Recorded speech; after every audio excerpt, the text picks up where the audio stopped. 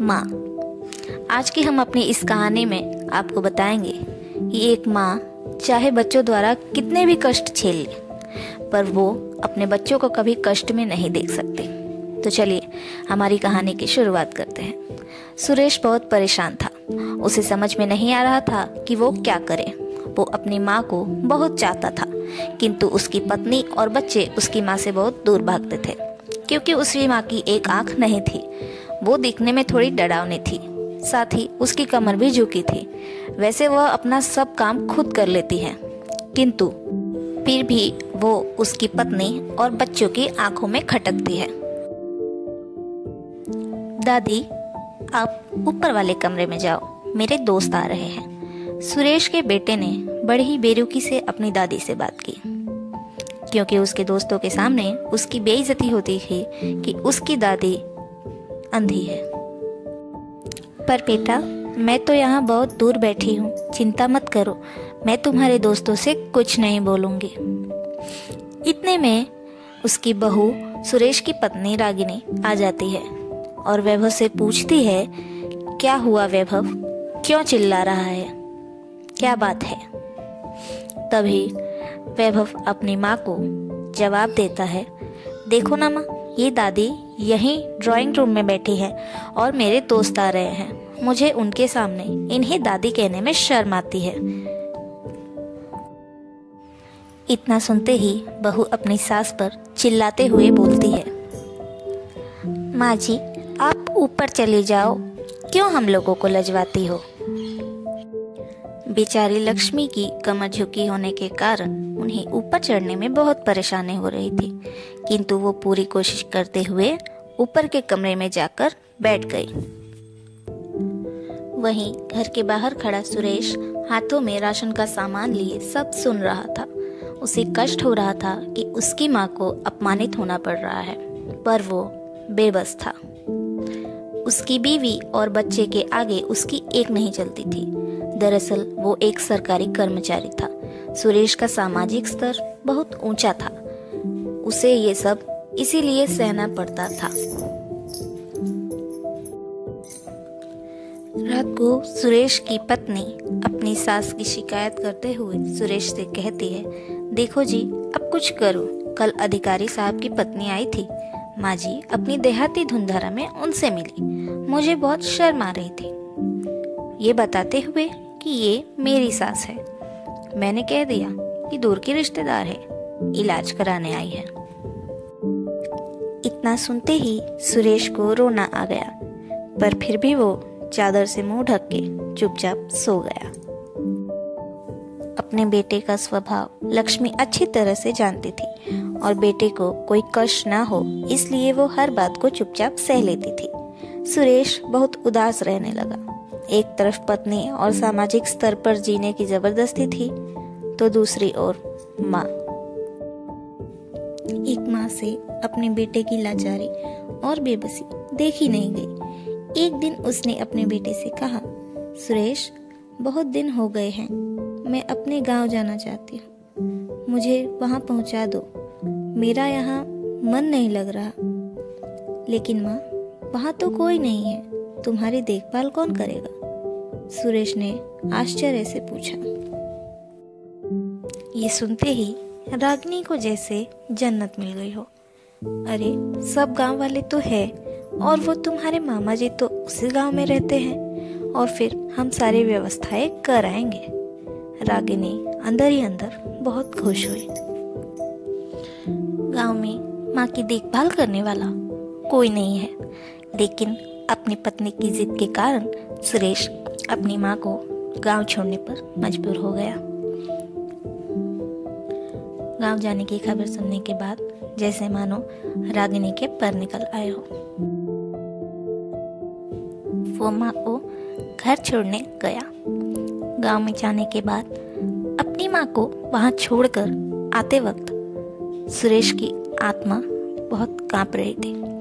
उसका मन नहीं कर रहा था कि वो अपनी माँ को यहाँ अकेले छोड़कर जाए, लेकिन मजबूरन उसे ये करना पड़ा। माँ को गांव छोड़कर आते वक्त उसे रोना आ रहा था तथा अपनी बेबसी पर गुस्सा भी आ रहा था, लेकिन पत्नी और समाज के आगे वो कुछ नहीं कर सकता। वो बेबस था।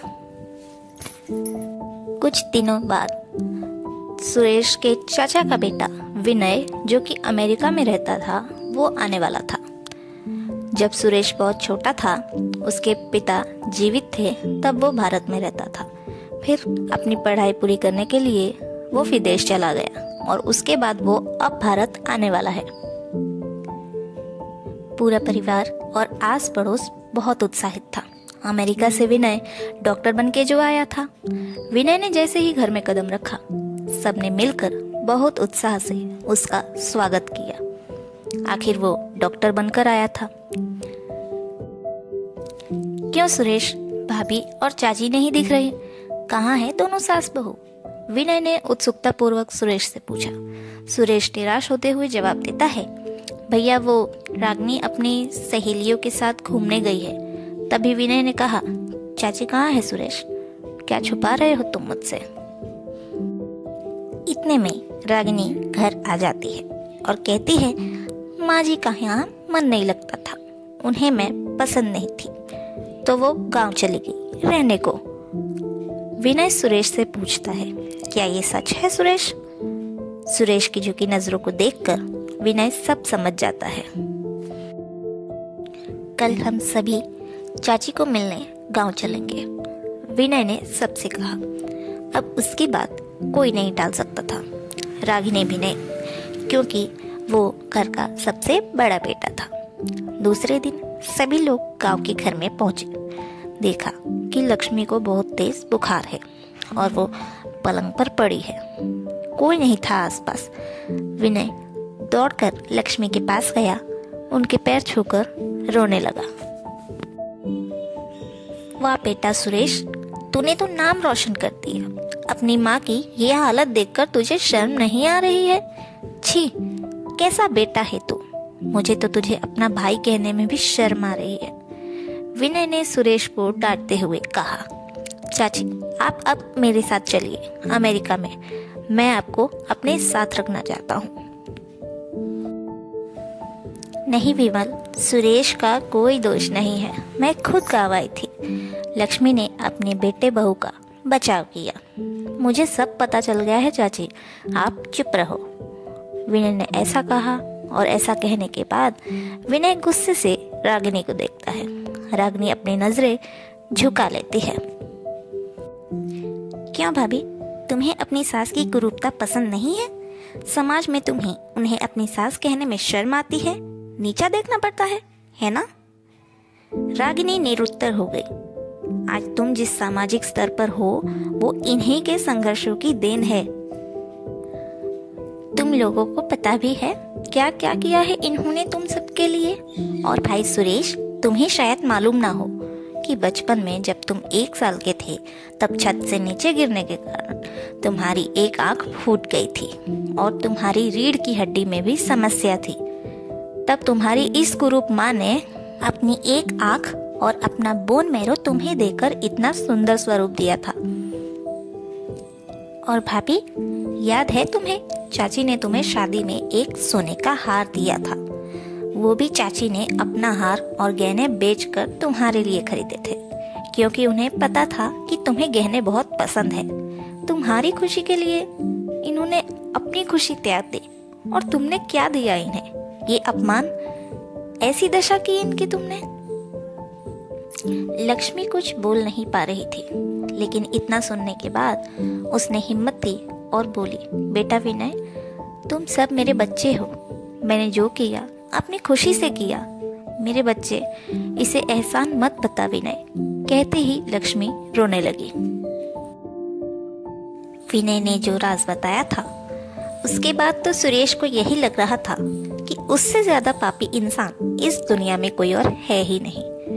वह दौड़ता गया और माँ के कदमों से लिपट गया। माँ, मेरी गलती माफी के लायक नहीं है। मैं जानबूझकर चुप्पी साधे रहा, आपका अपमान करवाता रहा।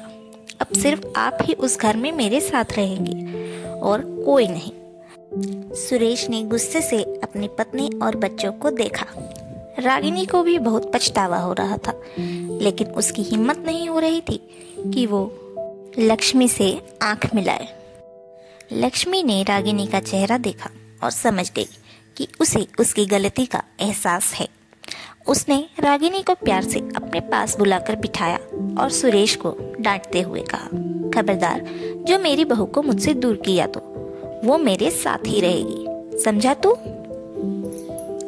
रागिनी और बच्चों ने लक्ष्मी के पैर पड़ते हुए अपने व्यवहार पर माफी मांगी और माँ के हृदय ने सबको माफ कर दिया। तो दोस्तों, ये थी हमारी आज की कहानी, एक माँ की कहानी।